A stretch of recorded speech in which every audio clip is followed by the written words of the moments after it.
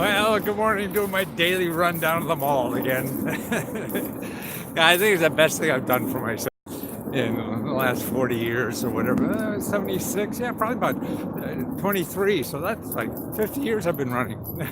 And actually, I had to stop running for maybe about a year because of ankle problems. And I thought I'd never run again. I'm too old. But no, I'm running. Now I'm up to, I go 6 miles, but I run 3 and walk 3. So now I'm in the walk 3.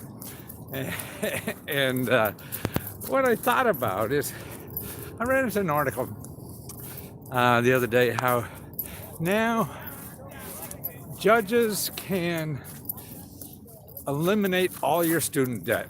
First of all, the law somehow is written that you're not allowed, you could go bankrupt, but you can't ever get rid of student debt. And that's wrong, apparently, but nobody knows that. The experts that handle student debt don't know that. And even the lawyers that are expert in this. And the data came out that somebody did a review of all the student debt, and half the people that asked to be, to get student debt eliminated in bankruptcy got it. That judges do allow it. But, if your lawyer doesn't know, how the hell are you going to know? And that's why I'm really talking about how most people are wrong. Most experts are wrong. This is the society we live in. Look at Donald Trump's president. No one ever would have said that was going to happen. The stock market crash. The housing crash. All this stuff. A month before, all the experts said, this is not going to happen. And it did. And actually, if you go on Google now and read about scientific studies wrong, you will see that 60 to 70%, it's actually about 67%, of the studies that are published in what's called peer-reviewed journals turn out to be wrong. So, this is going to kill you, don't do that, and everything. And so all kind of reasons. But they're wrong. So you have 2/3 of these studies that make the headlines about this being right, this being wrong, turn out to be wrong. I know I'm wrong a hell of a lot. Actually, I've written 100 books and only 10 have made money. So I know. I have data that proves how wrong I am. And that means a lot of things. Actually, I was thinking about also about experts being wrong is that I used to go to the government offices. The way I would find things before the internet would be to go to the office that every government agency has called the Freedom of Information Act. And this is where, if you want something that the government doesn't want to give you, you write a letter under the law called the Freedom of Information Act. And every bureaucracy has a special office that handles those letters. And then they try to decide if you deserve it or not. Okay, now to me, what I loved, that there would be... Nice outfit. Thank you, man. Thanks. What I loved is that there'd be these professors all over the country doing research on government agencies and everything, and they would write a Freedom of Information Act letter to the government, say, hey, I want a list of all the people who got so-and-so money or whatever it was, or about this program, that program, whatever. And I just go to these offices and see, under the Freedom of Information Act, all the Freedom of Information Act letters are available to the public. So I would go and ask, write a Freedom of Information Act letter. I want to see all your letters for the last 3 years. And I go down their office and read all the letters and find them. I wrote a whole book. I wrote a tax book based on all the letters I found that were written to the IRS by all these professors all around the country, and all the private people that wanted to know the information. And I'd say, well, God, I didn't know about that. I could put that in my book. I didn't know about that. I'll have one of these too. That's like a kid in the candy store. So there's always a way. But to me, the most important about Freedom of Information Act letters, I started reviewing Freedom of Information Act letters to government agencies. And when I found that if the government agency says, no, you can't have this, it's against the law for us to give it to you for some reason, you write an appeal letter. Okay, you say, no, but I still want it, Mommy. I want to go. Johnny's going. Why can't I go too? And you write what's called an appeal letter. So this appeal letter goes to another bunch of bureaucrats. Yeah. And half of those appeal letters, people got something. So after what was so-called the official rule, they were able, well, you notice what's behind me there?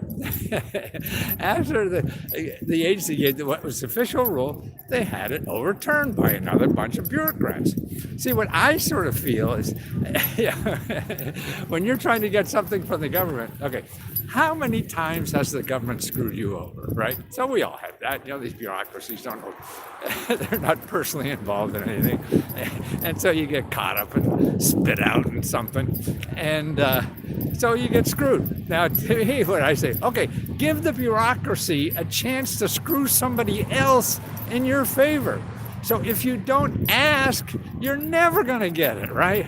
So when somebody says, no, you can't do that, you have to go somewhere else, and that's the point. Even though they said no, that's the only thing. I mean, you're not guaranteed you get them the first time, but you still have a chance.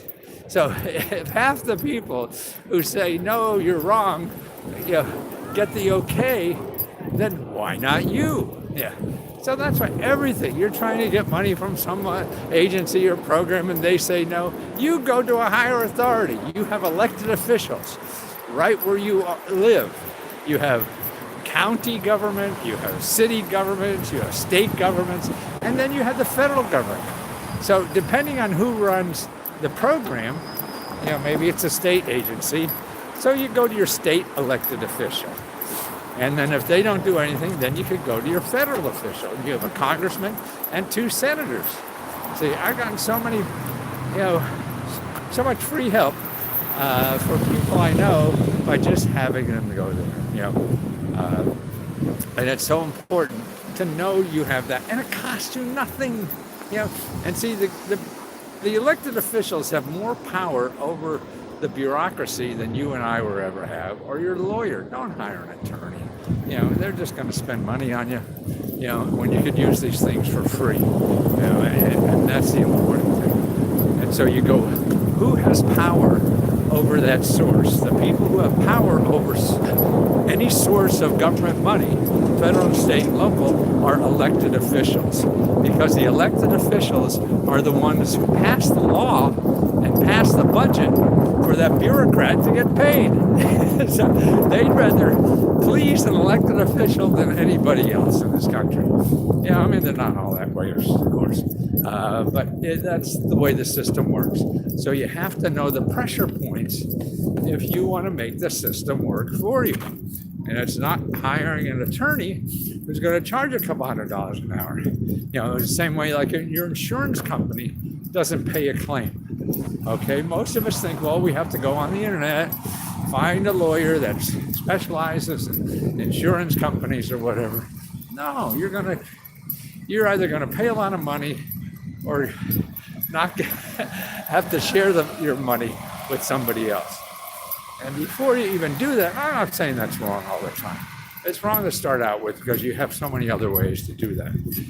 Every state has a government office that regulates insurance companies. Other offices regulate banks. Other offices regulate lawyers that screw you over. So you go to these offices for free and complain. Now, by law, they have to follow up on your complaint. So you could just be some wacko. They still have to follow up. It's the law. And see, what happens, I think, more than anything, is the good people get embarrassed and they don't want the bad letter in their file, like me. If you complain about me at the Better Business Bureau, well, that means you haven't come to me, because I'll give you your money back no matter what. And that's why I just give you money back. I don't want to bother. And so that's why I see it in an insurance company that maybe owes you $1,000 or something like that. Well, these insurance companies are big bureaucracies like the government, and it costs them $1,000 just to talk to the government, right? All the paper. So it becomes cheaper just to pay you off. So that's the power that you have in the system. And nobody knows what's right. It's so hard nowadays.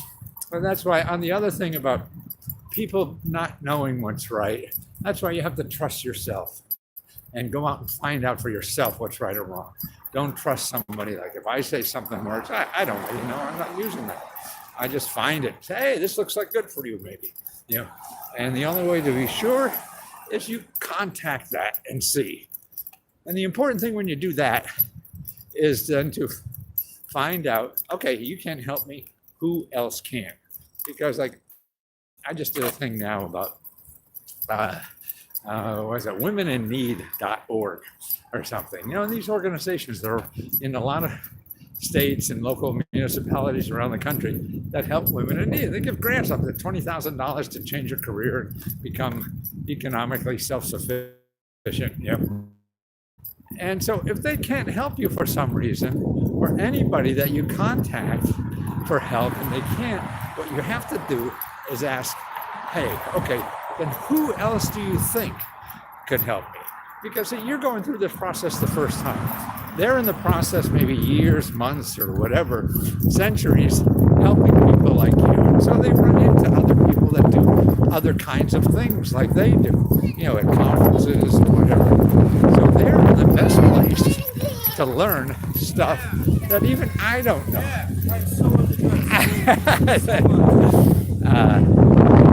Hey, what are you doing up so early? Yeah, I'm right down by the Department of Commerce is right behind me. Somebody just yelled at my name. At least it wasn't a creditor. But that's, there is power in the system for people who don't have any power. But you have to learn to use it. And also you have to learn that you just have to try. You're not going to win all the time. You're not going to hit a home run, maybe not hit a single or a double, in the baseball analogy. But gosh, in baseball, I think you're a number one batter if you only get a hit 30% of the times. Like me, I win 10% of the times only. And that's what I think our life is. And we don't know what we're doing. No, neither does anybody else. So that's why I think you learn more by doing what you think is right to do. Because 9 out of 10 times you're probably going to lose anyway, but you'll learn better by doing your ideas and learn from them instead of somebody else's ideas. Because then when they don't work, you just say, oh, that guy's an asshole. I knew I shouldn't have done that. And so just take your idea, however stupid it is, it doesn't matter, and go out and keep trying places until you learn and build. And remember, every place that you say no to you, that's a clue about something. You ask them about, okay, where else? What do you think that's wrong with it? Don't sit there and just ask your friends or some expert who's getting money from you. You want to talk to people who are going to give money to you. They're the only people that count. Whether it's a potential customer or a grant giver or anything like that. They're the people you have to learn from, not the people selling you information like me. So, Lesko help. Anything you want to do on legal help or whatever, just let me know. I'll show you all the free legal help where you live in your city. And all the government agencies that help with legal stuff. It's getting a little chilly. I'm not running. It's in the shade. I think it's like in the 40s or something. Okay, thanks guys. Talk to you soon. Don't forget Lesko Help. www.free.lesko.com/help. Lesko Help. /Lesko Help.